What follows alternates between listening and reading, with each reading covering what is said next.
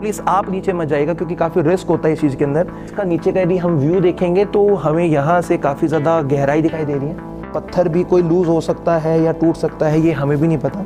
इस रानी के कुएं से और जो बड़गुजरों का किला है पहाड़ी के ऊपर बसा है, वहां तक एक सुरंग थी। डेंजरस है, डर भी लग रहा है, बट कोई बात नहीं, ट्राई करते हैं। ये हम आ गए इसकी 5वीं सीढ़ी में।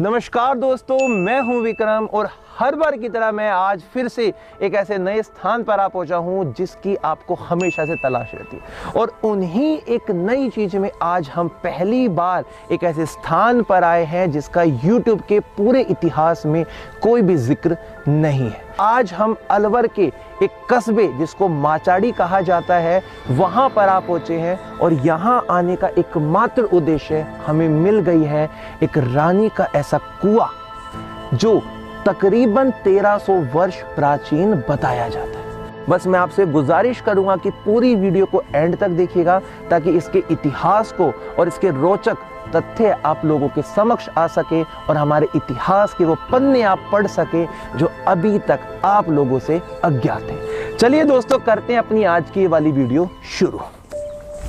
सबसे पहले जब हम कुछ कदम आगे की तरफ बढ़ेंगे तो हमें इस कुएं का एक मुहाना छोटा सा गेट दिखाई देने वाला है। ये जो गेट बना हुआ है, यहां पर इन पत्थरों को एक सिमेट्री में लगाया गया था।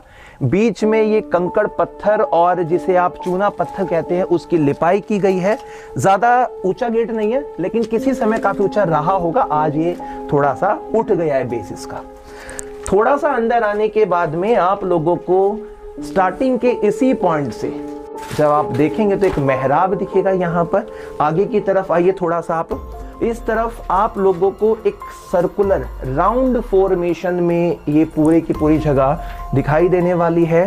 इस तरफ देखने पर आप लोगों को ये पूरे का पूरा जो कुआं है एक राउंड सर्कल में बना हुआ है और आप इसकी गहराई देखिए कितना ज्यादा नीचे तकरीबन बताया जाता है। अगर इसको आज के समय में हम देखें तो 100 फुट के आसपास, 120 फीट के आसपास इसकी गहराई बनी हुई है। थोड़ा नीचे की तरफ उतरते हैं और देखते हैं कि हमें यहाँ पर कैसी कलाकृति, किस प्रकार का डिजाइन, कौन सी वास्तुकला आज दिखने वाली है। आइए मेरे साथ आप नीचे की तरफ उतर रहे हैं अभी हम। और यहाँ की जो सीढ़ियाँ हैं ज़्यादा चौड़ी नहीं है, हमें थोड़ा सावधानी भी बरतनी ज़्यादा आवश्यक है। ये देखिए आप सामने की तरफ हमें एक छतरी भी दिखाई दे रही है और ये जो छतरी यहाँ पर बनी हुई है इसकी कलाकृति, इसके पिलर जिसमें एक अद्भुत डिज़ाइन है। सबसे पहले मैं आपको यहाँ पे कुछ कमरे दिखाता हूँ। उल्टे हाथ की तरफ एक कक्ष, एक कमरा बनाया गया है। थोड़ा इसके बारे में आपको बताता हूँ कि क्या है ये। पत्थर देखिए, ये ब्लैक जो स्टोन यहाँ पे आपको दिखाई दे रहे हैं ये बेसिक तरीके से जो अरावली पर्वत श्रृंखला है उन्हीं के पत्थर हैं ये, और इनको सलेट पत्थर कहा जाता है। अंदर की कलाकृति आप लोगों को दिखाई दे रही है पूरी की पूरी। इस तरफ भी देखेंगे आप लोग, ये कुछ मेहराब बने हुए हैं रोशनी के लिए, दियों के लिए, किसी समय यहाँ बनाए गए थे। और ऐसा बताते भी हैं कि जब यहाँ पे लोग नहाते थे, पानी वगैरह की सुविधा पूरी किया करते थे, तो उस समय इन्हीं कक्ष के अंदर वो अपने कपड़े वगैरह बदलने के लिए स्त्रियों के लिए एक फैसिलिटी होती थी। अभी हम आप लोगों की सीधी जो वार्तालाप है एक ऐसे इतिहासकार के साथ करवाना चाहते हैं जिन्होंने अपनी जिंदगी का काफ़ी लंबा अरसा इन इतिहास के पन्नों के बीच में ही बिताया है। तो ताऊ जी हमें इस जगह का इतिहास बताएंगे और काफ़ी सारी जानकारी देने वाले हैं। बताइए ताऊ जी। मैं आप लोगों को आज ये माचाड़ी गांव है इसकी जानकारी देने के लिए उपस्थित हूँ। जो भी ये महान आत्माएं, वो अगर मेरी कुछ त्रुटि रह जाए तो उसके लिए क्षमा करें। माचाड़ी गांव अलवर रियासत की जननी रहा है। पूर्व काल में मगध से चल के मत्स्य नाम के एक राजा आए थे। उन्होंने इस क्षेत्र को अपनी राजधानी बनाया और यहाँ किला बनवाया और इसका नाम मत्स्यपुरी रखा। उनकी रानी का नाम गिरिका था। उनके उपलक्ष्य में उन्होंने एक रानी का कुआं है जिसमें आज आपको ये प्रत्यक्ष दर्शाया जा रहा है, उसी में हम मौजूद होकर आपको ये सारे वृत्तांत बता रहे हैं। मत्स्य राजा के इस क्षेत्र में आने के बाद उनके 2 लड़के हुए थे। उनका नाम वनसेन था और दूसरे का नाम सतसेन था। वनसेन इसी क्षेत्र में रहा और सतसेन जो आज उड़ीसा में है, पुरी में, वहाँ चले गए। उन्होंने वहाँ का शासन किया सतसेन जी ने, और वनसेन यहाँ रहे। वनसेन जी के लड़के हुए थे विराट, जिन्होंने विराट नगर बसाया जो अलवर में थानागाजी के पास में स्थित है। विराट जी के जब लड़के हुए उत्तर कुमार, वो उनका वृत्तांत महाभारत काल में भी दिया हुआ है। इसकी सामान्य खूबी है कि इसमें कुएं में ऊपर से नीचे तक सीढ़ियाँ लगी हुई हैं, बीच में चारों तरफ को घूमदार कमरे बने हुए हैं, उनमें बीच बीच में दरवाजे बना के उनके पार्टीशन किए गए हैं, और उनको एक झरोखा नाम टाइप दे के उनको एक बहुत सुंदर रूप दिया गया है। बीच में नहाने के लिए छतरियों का एक विश्राम स्थल सा भी बनाया हुआ है, जिसमें बैठ के जनाना स्नान कर लेते थे और एक कमरों में जाके अपने कपड़े चेंज कर लेते थे। कि इस रानी के कुएं से, और जो बड़गुजरों का किला है पहाड़ी के ऊपर बसा है, वहाँ तक एक सुरंग थी जो आज तकरीबन बंद है, जिसका सही रास्ता हमको भी ज्ञात नहीं है, लेकिन सुरंग इसमें से बनती है और वो उस महल तक जाती है। उसी के द्वारा वो लेडीज यहाँ स्नान करने के लिए आती थी और अंडरग्राउंड ही अपने वापस चली जाती थी।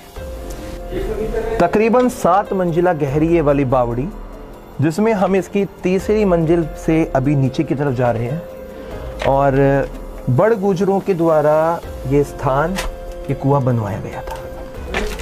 काफ़ी ज़्यादा गंदगी आज के समय में दिखाई दे रही है, और गंदगी दिखाई देने की जो साफ वजह है वो लंबे अरसे से ध्यान ना देना या फिर लोगों की आवाजाही का बिल्कुल यहाँ पर रुक जाना। चलिए, बस थोड़ा ध्यान रखिएगा भाई उतरते समय। न जाने कितने लंबे अरसे से यहाँ पे साफ सफाई का विशेष ध्यान नहीं दिया गया है। ये राइट की दीवार दिखाना, देखो पूरी की पूरी कंकड़ पत्थर वाली दीवार है। ये वाली कंकड़ पत्थर की दीवार, इधर बड़े बड़े अरावली पर्वत के पत्थर। यदि हम यहाँ पर इस छतरी की बात करते हैं तो इसमें ये वाला जो पत्थर इस्तेमाल किया गया है, इसे गड़वा यानी कि नरम पत्थर कहा जाता है, जिसको काटते तराशते समय ज़्यादा मेहनत ना करनी पड़े, आराम से इसके अंदर आरी या फिर जो छेनी होता है वो चल सके और अच्छी नक्काशी बन सके। इसी वजह से आप लोगों को थोड़ा बहुत यहाँ पर देखिए नक्काशीदार ये घुमाव पॉइंट्स दिखाई दे रहे होंगे। पूरे के पूरे इस एक स्क्वायर फॉर्म में बना हुआ है पूरे का पूरा। ऊपर छतरी है इसकी, जो हमेशा की तरह स्क्विंच मेथड पे बनाई जाती थी। और बाकी इसका नीचे का यदि हम व्यू देखेंगे तो हमें यहाँ से काफ़ी ज़्यादा गहराई दिखाई दे रही है, उसको भी हम जाएंगे और अच्छे तरीके से नीचे गहराई में पहुंचकर आप लोगों के समक्ष पेश करेंगे। नीचे की तरफ से हम लोगों को जो ऊपर का दृश्य दिखाई दे रहा है वो काफ़ी ज़्यादा लुभावना है। यहाँ पर काफ़ी सारे गेट बनाए गए हैं ये, और काउंटिंग में 16 है, क्योंकि 16 की तर्ज पर ही पूरे का पूरा ऊपर ये सर्कल बन पाया है। और नीचे का जो मंजर है वो देखो, कुछ इस प्रकार की सीढ़ियाँ ये सारी की सारी जो सीढ़ियाँ हैं ये और नीचे जाने के लिए बनाई गई हैं। नीचे बड़े बड़े पत्थर, और यही वो एरिया है जहाँ पर किसी समय पानी आया करता था, न जाने कितनी ऊंचाई तक पानी भरा रहता था। तो एक बार हम नीचे की तरफ जाएंगे यहाँ पे, और मैं आप लोगों को कहूँगा यदि आप कभी यहाँ पे आते हैं तो प्लीज़ आप नीचे मत जाइएगा, क्योंकि काफ़ी रिस्क होता है इस चीज़ के अंदर। थोड़ा सा सावधानी ज़्यादा रखनी पड़ेगी, क्योंकि आज इसकी जो हालत है, शायद पत्थर भी कोई लूज़ हो सकता है या टूट सकता है, ये हमें भी नहीं पता। बट सीढ़ियाँ तो हैं, लेकिन जो इनकी हालत है वो आराम से थोड़ा सा संभल के जाता हूँ नीचे की तरफ।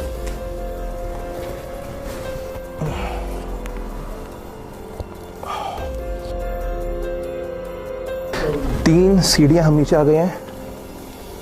काफ़ी 4 सीढ़ियां सीरियसली डेंजरस है, डर भी लग रहा है, बट कोई बात नहीं, ट्राई करते हैं। ये हम आ गए इसकी 5वीं सीढ़ी में। और फाइनली हम लोग एक ऐसे स्थान पर आ गए थे जो अभी तक आप लोगों की नजरों से बहुत ज्यादा दूर था।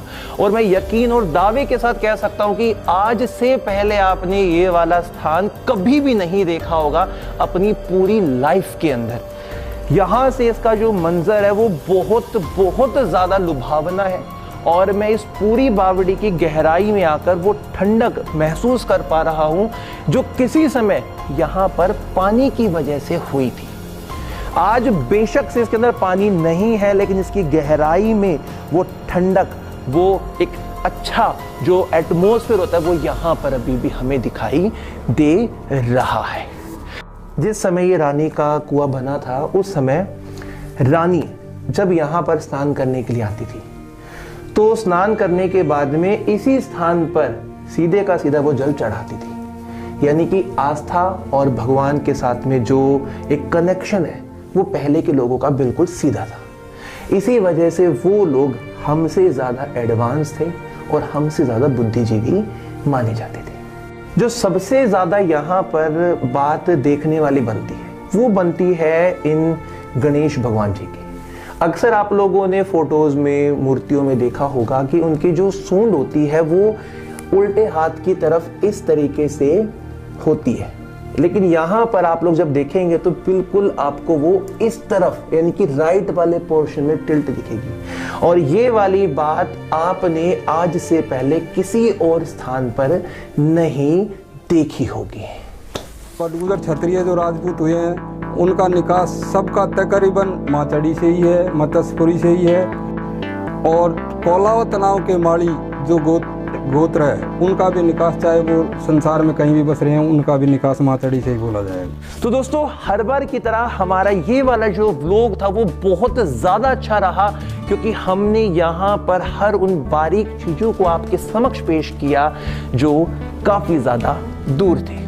इसी प्रकार की नई नई और अच्छी वीडियोस देखने के लिए आप हमारे चैनल के साथ जुड़ सकते हैं, जिसमें आपको सिर्फ करना क्या है, सब्सक्राइब बटन पे क्लिक करना है, बेल आइकन को दबाना है और मेरे साथ पर्सनली इंस्टाग्राम पे जुड़ सकते हैं। साइड में आप लोगों को इंस्टाग्राम की एक स्क्रीनशॉट लगी हुई मिलेगी जहां पर आप लोग अपनी सजेशन और अपनी जो बातें होती हैं वो वहां पे कर सकते हैं। नई वीडियो, नया स्थान बहुत जल्दी, तब तक के लिए जय हिंद।